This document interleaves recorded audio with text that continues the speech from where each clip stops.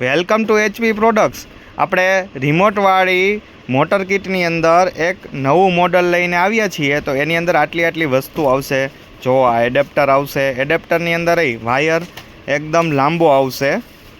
તો આ તમે જોઈ શકો છો, બોક્સની અંદર આટલી વસ્તુ આવશે। આટલી વસ્તુ આ બોક્સની અંદર હશે। પછી આને ઇન્સ્ટોલેશન કેમ કરવાનું એ આપણે આગળ વિડીયોમાં જોઈએ છીએ। આ રીતે તમારે મોટર ફિટ કરવાની છે। આ રીતે નટ ટાઈટ કરી દેવાના છે। આ રીતે જો ઇઝીલી તમારે વિધાઉટ કોઈ ટૂલ્સના યુઝ વગર તમારે આ રીતે ફિટિંગ બંને સાઈડ કરી દેવાનું છે। આ રીતે બંને બોલ આપણા બંને સાઈડના આ રીતે તમારે ટાઈટ કરી દેવાના છે, આ ટૂલ્સના મદદથી જ।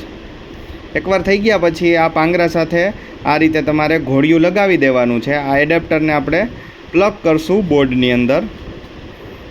આ રીતે તમારે પ્લગ કરી દેવાનું છે અને આ ઓન ઓફની સ્વિચ છે એ ચાલુ કરી દેવાની છે। આ તમે જોઈ શકો છો, આ રીતે વજન વાઇઝ તમારે સ્પીડ રાખવાની છે। એ પ્લસ માઇનસ તમે કરી શકો છો। અહીંયાથી મેન્યુઅલી બી તમે ટાઈમરને સ્પીડ ચેન્જ કરી શકો છો। અને હવે આપણે આગળ જોશું વિડીયોની અંદર કે રિમોટથી કઈ રીતે આખું વર્ક કરશે। આ રીતે તમે રિમોટ રાખી શકો તો રિમોટથી ચાલુ બંધ થઈ શકશે, આ રીતે ઓન ઓફ થઈ શકશે। પછી વિડીયોની અંદર આ ટાઈમરની સ્વિચો આપેલી છે, સ્પીડ પ્લસ માઇનસ આ રીતે તમે વધારી શકો છો। તો આ રીતે આખું મેકેનિઝમ વર્ક કરશે।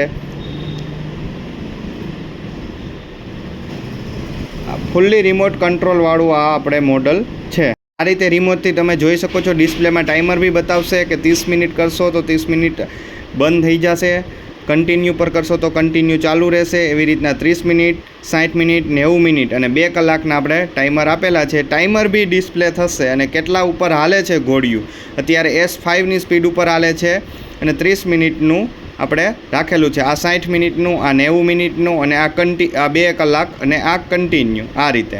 તો આખું આ રીતે વર્ક કરશે આ મોડલ।